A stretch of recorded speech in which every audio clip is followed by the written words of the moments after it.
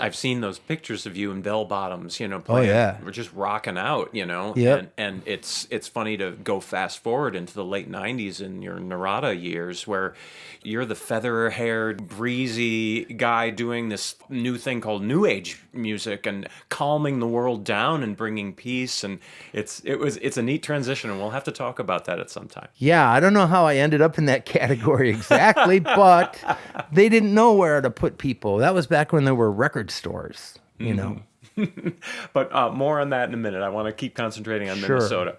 So that's great. Yeah, Leo Kottke, I just wanted to add that, like, listening to his records, when my guitar teacher, Jack McNally of McNally Smith Oh, yeah. guitar school fame, when he turned me on to Leo in 1979, which is coming to Leo, I think, a little late, actually. Yeah. But when he turned me onto that record, I listened to that album like it was a rock record because it has a sound that is like no other. It's not like you're listening to, acoustic music. Right. His voice combined with his guitar was an attack. Yeah. He's got a real rhythmic attacking right hand technique that nobody else has really.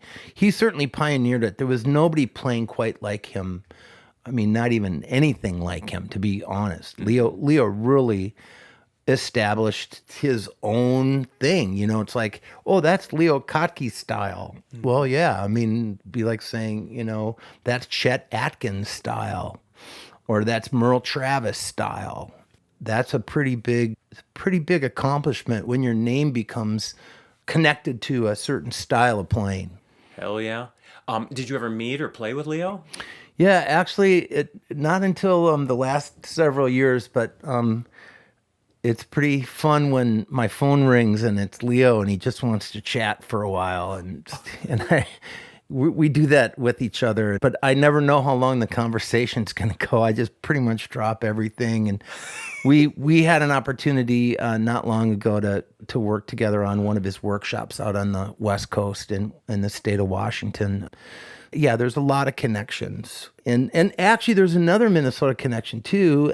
As a first grader, ending up on a television program with John Denver at WCCO lunchtime sing-along with John Denver, who I thought it was going to be Bob Denver Gilligan who was coming to the studio.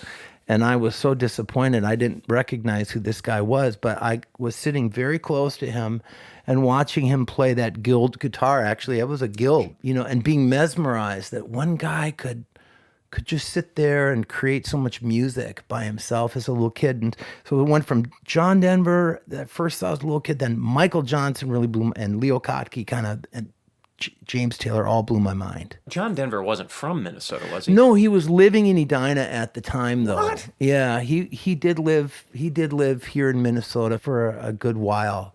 Oh. And it was before his big move out to Rocky Mountain High. He was living in Minnesota. I know there's a big folk scene with Kerner Ray and Glover, who was here, and he was he was at the center of folk music with the Chad Mitchell Trio or something like that. Is that what brought him here? Well, I think there's a lot of his history that I don't really know. I can just say this: it was quite something to be playing at Gavaday Commons on one of my lunchtime gigs, where I would just set up and play and close my eyes, and I opened them and hear John Denver standing right in front of me, and he was playing at the Orpheum the next night, which is right across the street, basically. He was staying at the Marriott, and he's like, "What tuning are you in?"